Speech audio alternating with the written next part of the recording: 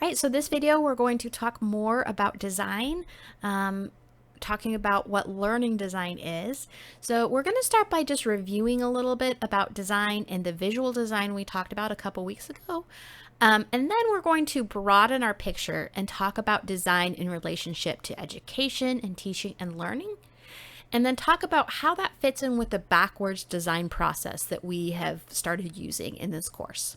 All right, so just to start with design and visual design, the designer is one of the educator standards on ISTE, and we talked with visual design, we talked a lot about instructional design principles, like how to make things clear, to not have cognitive overload. Those are instructional design principles. Now we're going to broaden a little bit and talk more about designing learning activities and what exactly that means. Remember, we talked about two reasons of many reasons to focus on design. We talked about developing digital literacies and how design can help us develop those digital literacies, and about design as a way to support learning. So, for example, we did that perusal discussion around what digital literacy is, and how it's about participating in an increasingly digital society, about using, understanding, and creating with these technologies, including understanding like social media and all that goes along with it, and creating products to share and communicate. Supporting learning, we're focusing specifically on teaching with digital tools. And last time when we talked about visual design, we were talking about communicating clearly, creating those learning materials and resources for students and parents. And now we're going to go more at a higher level and talking about creating learning experiences or opportunities for students to participate in learning. We also talked about design as shaping meaning. So we're going to watch a little video, and while you watch this, it's a commercial, I want you to think about what type of meaning they're trying to help you, or what type of meaning they're communicating through this. Let me turn my camera off. See if it's going to start now. Okay.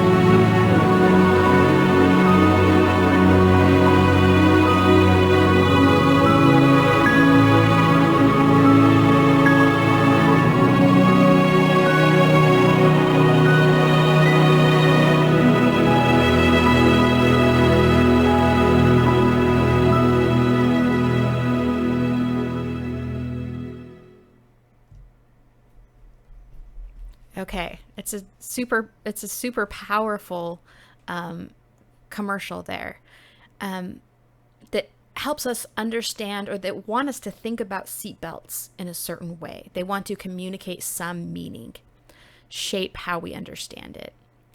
So that's the first part of design. The other is that it happens through choices. So when you think about that video, what types of choices did they make?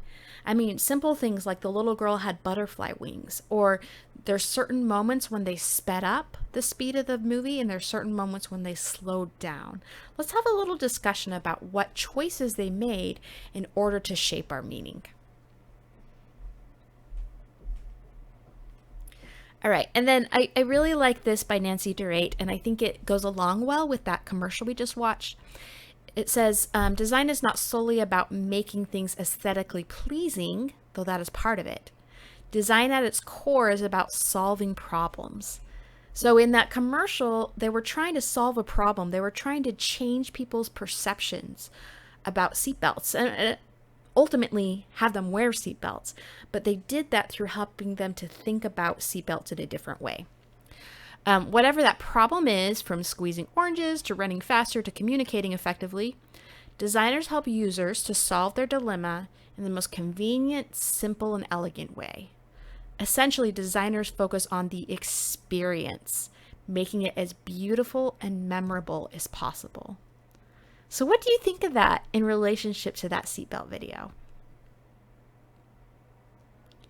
Okay, so now we're going to move from this main idea of design as shaping meaning and making decisions and start applying that to learning design, which you can define in different ways. But the first thing I want to address here is, what are we designing? When we're talking about designing in learning and teaching and designing learning opportunities, what exactly does that mean? So I made this video a couple years ago. I keep meaning to redo it, but it's probably the best way for me to explain this. So we're going to watch this little video here.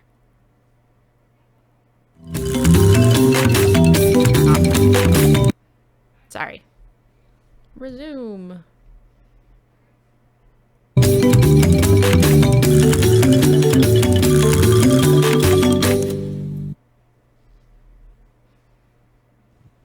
Let's talk about design. Designing pencils, universities, and everything in between. We live in an artificial world. Almost everything around us was created for our comfort and convenience. It is a designed world. What do we mean when we say design? Herbert Simon said that when we design, we change existing situations into preferred ones.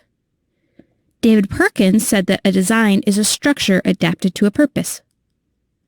According to these definitions, then, education is designed. It was created on purpose to achieve certain outcomes. In fact, we argue that every aspect of education is designed. But if education is designed, what do we design in education? Let's start with a university. In a university, there are buildings that are designed, but also the very idea of a university with separate academic units is designed.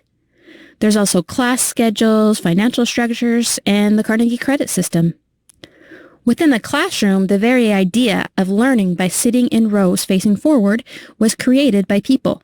There's also tools like digital technologies or even this pencil. Let's consider this pencil. The pencil didn't just appear as is.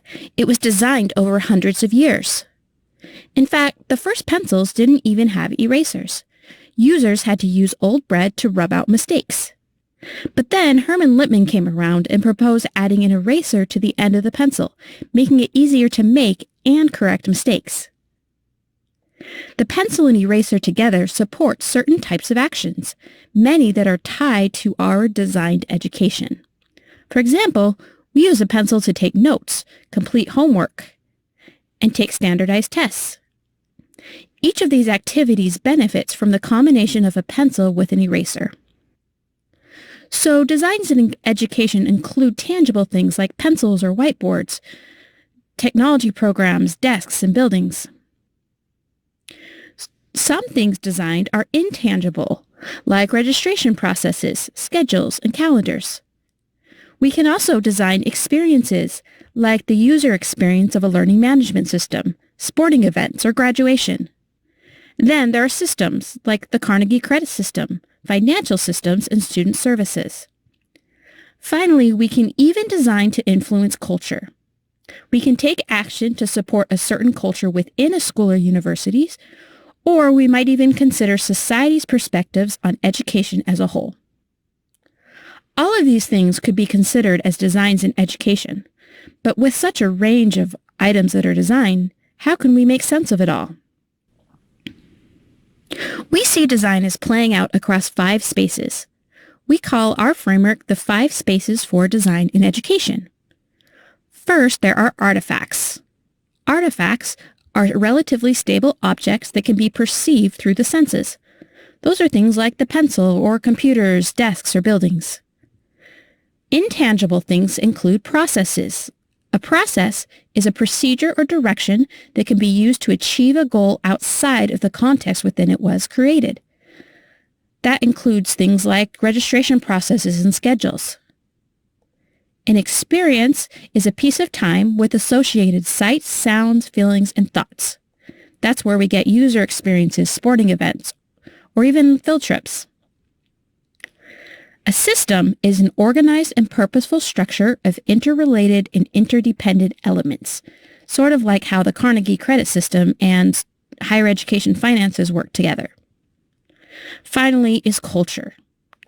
A culture is a pattern of shared basic assumptions that allows groups to perceive and interpret the world in similar ways, develop and communicate meaning, and transmit values to new group members. We can take action to affect a culture within a school or university, and we can also consider the larger culture around what people think education is and what education should be. The 5 spaces offer a way to think about the artificiality of education. They also suggest areas we can focus on when we design for change in education. Learn more about the 5 spaces for design in education at talkingaboutdesign.com, where you can read about how the framework applies to escape rooms, Fat Bear Week, and Jurassic Park. Learn how to explain design to your grandma and take a virtual walking tour of Washington, D.C.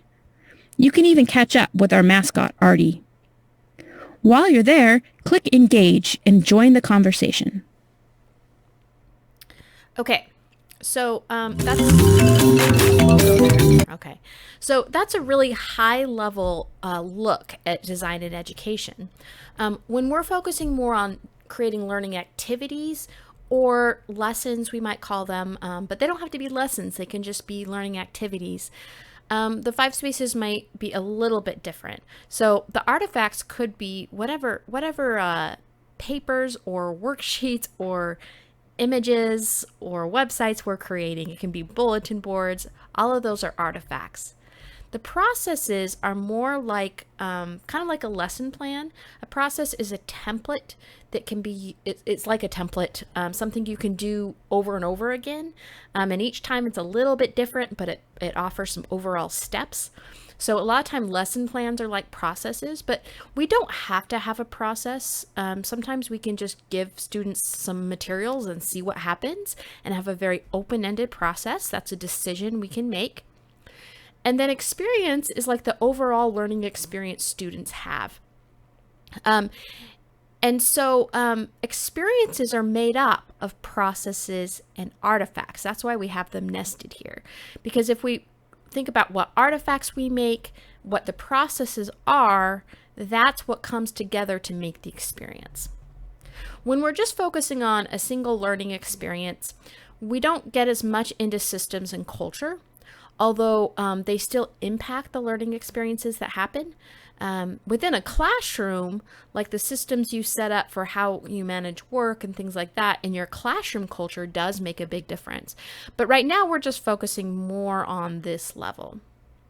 So here's my question for you. Based on what we've talked about so far, which of these phrases do you like best for learning design? So designing learning, designing for teaching, or designing opportunities for learning. What's the difference between those phrases, and which one do you prefer? Okay, so now we're going to go on and talk about backwards design as a way to help us with this process of shaping meaning and making decisions. So within the 5 spaces, backwards design is a process. It's something that has been created to help us understand and work through something, but it can be done in different ways. It just has certain steps. So, for example, this is an artifact. It's like a picture that represents the process of backward design, right? It was put together, this theory is put together by Wiggins and McTighe, with the goal of trying to take a more long-term, broader perspective on designing in learning. So when we're talking about shaping meaning, design and being about shaping meaning, that's primarily this first part, but it can also be partly the second part, where we're identifying desired results and determining what's going to show that we met those results. So our results is kind of like what type of meaning we want our students to take out of it. And that's where this comes in, that's really helpful, I think, is thinking about, the enduring understanding is, what do I want my students to understand in 10 years? What should they remember or at least still be doing in their lives in 10 years? What's pretty important for them to know and do? And what do we want them to be familiar with, but we know they probably aren't going to develop an enduring understanding, but we do want to try to help them be familiar with it as we go. So defining those helps us decide what type of meaning we're focusing on. And that's why this New Zealand website I've talked about last week is really important, or really interesting to me, because it does a really good job at this type of thing. What do we want overall? And then what are the pieces of that? So when we talk about making choices, that comes more through determining our acceptable evidence, and then when we're planning learning experiences and instruction. And I like to think of this as spaces for choices. When you're creating artifacts, things that go along with a learning experience, what are the choices you're making in creating those artifacts? If you're going to define a process, like a step-by-step thing students go through, why are you choosing to define a process? And what are those parts of that process that's going to help you meet that outcome? So for example, if your outcome is to support really independent learners, you probably don't want to have as tight as of a process, but you might have a little bit of a process to help them experience what it means to learn independently for the most part. And then what's the overall experience you want students to have? All right, so that's a really high level view of what we're talking about here with design and learning and teaching and education. Main takeaways: design is about shaping meaning and making choices. So shaping meaning, we decide what do we want those outcomes to be, and making choices is recognizing that, each thing we do is a choice we're making towards supporting that learning. And then the backwards design process, it can help us define what meaning we're trying to design for and what choices we make to support that meaning making. So I'm super excited to see what your thoughts are on this. By the time you get to this video, you've already gone through the conversation some, but just know I'm looking forward to our conversation on this. Thanks.